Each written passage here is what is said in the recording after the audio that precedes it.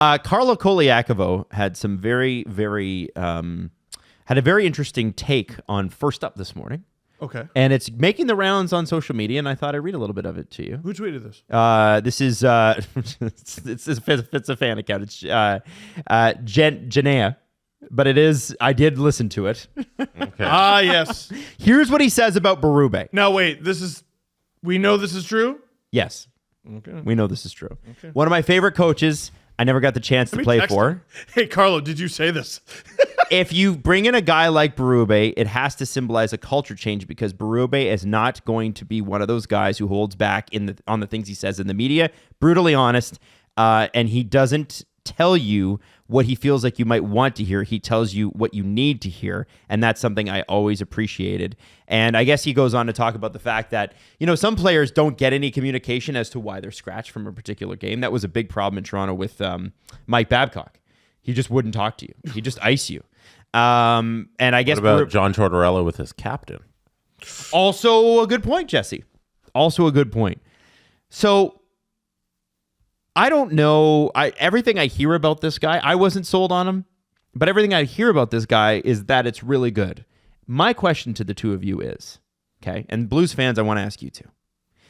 Is it actually, or is this Toronto falling in love with a guy before he gets here, only to later find out that he's a human being and has flaws? Well, yeah. Now, okay. We do this. We did it with Babs. We did it with Ron Wilson. We did it with Randy Carlyle. There it is. There's the name. Our team is too soft, and they don't listen, and we need a hard ass who's going to come in and be a hard ass, and he's going to say, I want a Stanley Cup with a big belligerent team because I was a hard ass, and we fall in love with him before he's even named head coach. That fits the Randy Carlyle timeline exactly.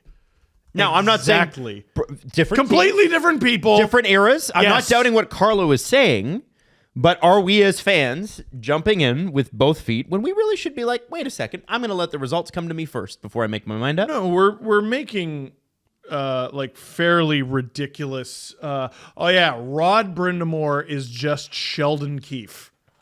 You know how many people said that prior to 2 weeks ago? 0 on the planet. None. What are you talking about? Keefe and Brindamore? Not the same. They're not the same. And, now here we are going, Craig Berube, Randy Carlyle. I'm more talking about it, not stylistically, just in terms of reaction pre-hiring. We've got a name stuck in our head. None of you wanted Brad Treliving. Let's be honest. You know what I mean? Brad Treliving was the only person available at the time. Yeah. How quickly the Leafs made the decision to fire Dubas, and then how quickly they had to make a decision to hire Brad Treliving as new general manager. And Brad Treliving was just recently fired by Calgary. It's like, okay, here's an experienced general manager who works in the Canadian market, worked in the game for a long time, has a good resume. Let's hire him. It wasn't like there was this extensive search for over a month with all of these great candidates. It was Treliving's available. He fits every checkbox. Let's do this. Mm-hmm. Like, to me, you do need a coach to deliver a message. You need a coach to get the most out of your players. At the end of the day, it comes down to the players. You know what I mean? Like, no matter who. Oh, and they're switching up the players, though. Yeah, well, exactly. Like, no matter who the president is, no matter who the general manager is, who the coach is. And, hearing what Craig Berube is does make a very, very small percentage of my brain. Like, I'm talking like 0.8%. I'm not even going to give it 1. 0.8% of my brain is like, well, what if you just gave this group to Craig Berube? No. I want that attitude is appealing to me, and also change. There has to be change here in terms of the personnel. So, otherwise there's no accountability. Yeah. Right. I guess what I'm saying here is like, we had this conversation recently. How many truly great, other echelon coaches are there in the NHL? Is that number big? My guess is no.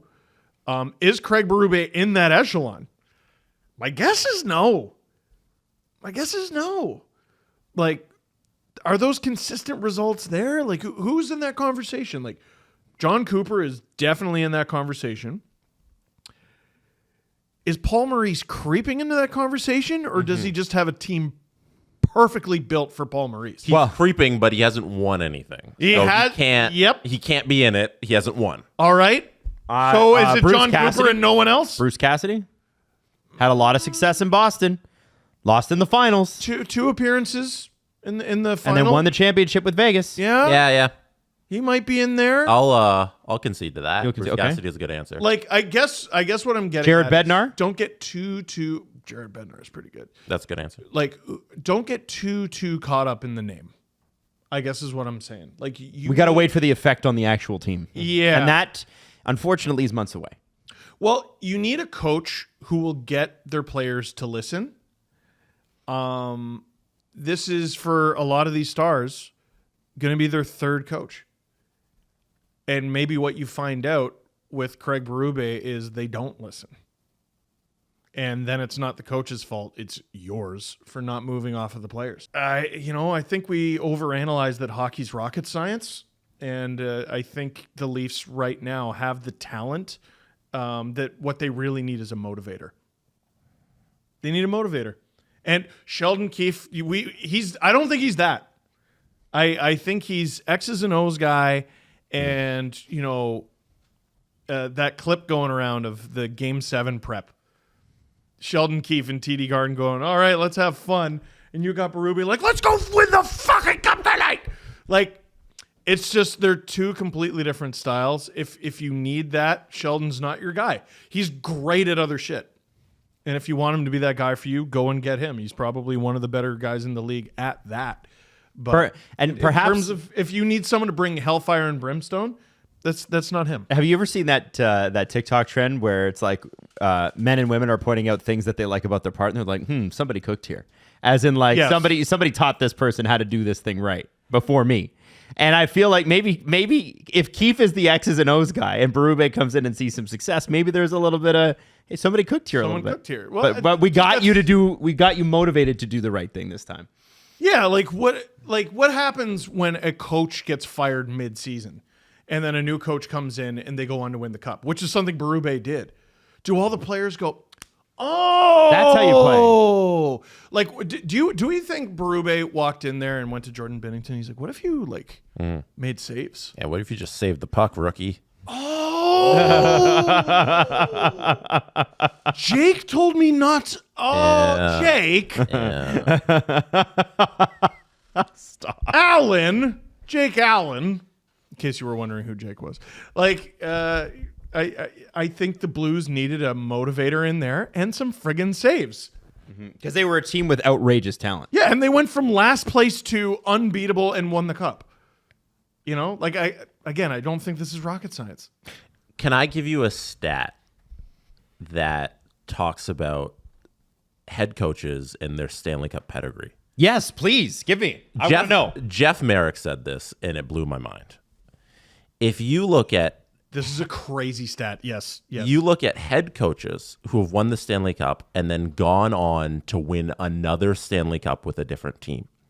The list, for me, begins and ends with Scotty Bowman, because only 3 head coaches have ever done that in the history of the NHL. Okay. Scotty Bowman Have won a cup with more than one team. have won a head coach who has won Wow. a Stanley Cup with more than one team. The list is 3 people. Let's see if I can name Scotty Bowman. No, you can't. Tommy Gorman. Oh, no way. And Dick Irving. Tommy Gorman did it in 1934-35. Doesn't count. I'm sorry. Dick Irving did it in 1932, 1946. He won it with the Leafs in 1932, and then won it with the Canadians in 44, 46, and 53. Traitor. Doesn't count. So let's look at modern era coaches who have won the Stanley Cup with multiple teams. It starts and it ends with Scotty Bowman, who won it with the Canadians in 73, 76, 79, the Penguins in 92, and then the Red Wings 97, 98, and 02. So the idea that Cups a in head several coach, different decades too. That's Scotty Bowman's on another level. yeah, yes. So even if you want to say Scotty Bowman's a unicorn and nobody can reach Scotty Bowman, so you X him out on the impossibility of that, the list is kind of zero.